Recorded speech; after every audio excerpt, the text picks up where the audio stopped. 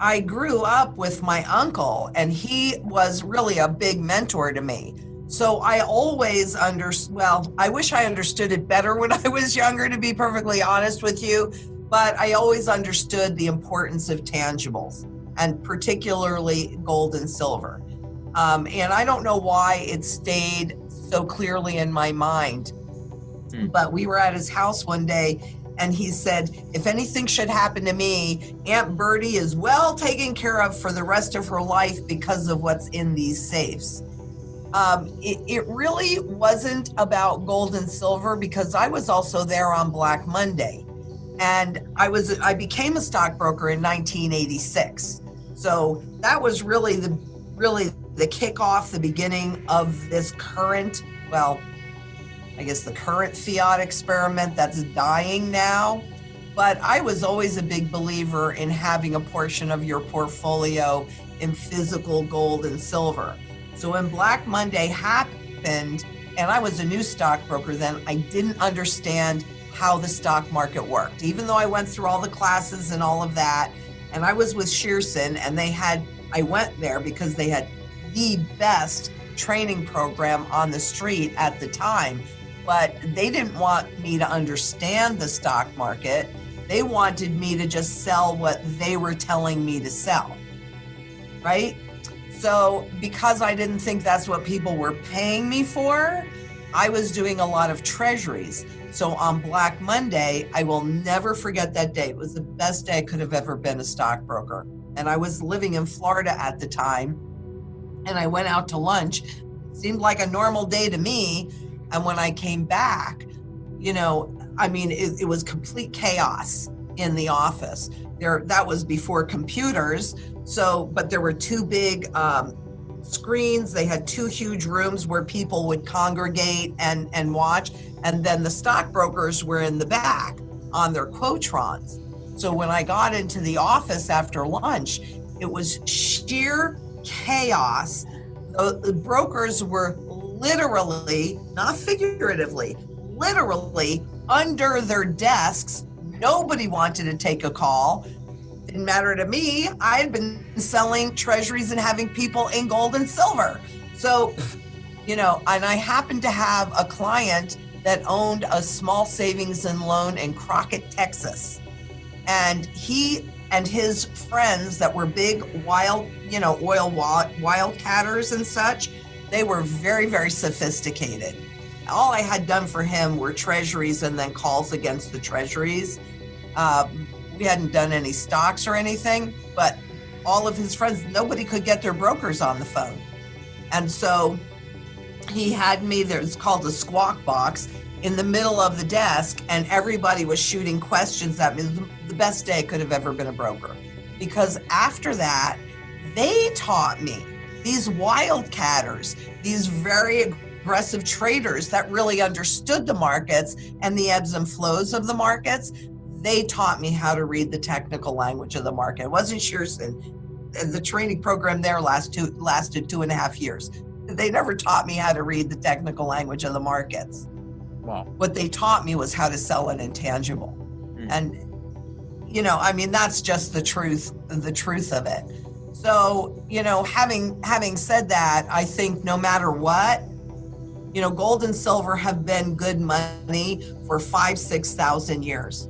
On a gold standard, it took energy and labor to pull the gold out of the ground. So on a gold standard, we were really trading labor for labor, which is a fair way to do it. But for governments, then if they wanted to tax you, it was too obvious and you might not agree to it. So they came up with a different monetary system, fiat, and the literal translation is by decree. So what it really is government-based money. And when they created this particular system, because there have been lots of currencies that have been tried over the years, fiat currencies, they knew two key things. Number one, that people marry the legal money of the state. So, the dollar can never go away. But also, they understood that people do not understand inflation. And so baked into the very design of the current monetary system is inflation. There are a number of functions of money, but the most important one, in my opinion, is as a store of value over time. Part of what people don't understand is that silver in any form, here's chopsticks, is still monetary, so is gold at its base. Right? And so we have to keep that in mind that, I agree with you. I would much rather have something that's tangible and real, that has a real function. The true fundamental value of silver is about $600 an ounce. Wow. And, and when I say that, because you're going, wow, however, here's how you get that. Silver is a secondary monetary instrument, and it has a use. So does gold. Gold is the primary, silver is the secondary. And it has use across the entire global economy. So both physical gold and silver have the broadest base of buyer and the broadest base of functionality. I mean, it's used in electronics, it's used in cell phones, it's used in food, it's used in the monetary system, it's used in every single area of the global economy. So no matter what you're doing, you always want to say, okay, well, what is its true value? Something that's completely being overlooked in the markets, in every area of the markets these days, because they're telling us this time is different. Not different. It's never different. 4,800 times is telling me it's not different. But if you want to know the true fundamental value of any asset or instrument, so it's not just some talking head going, well, it's worth $600 or it's worth $50,000 or it's worth zero or what have you.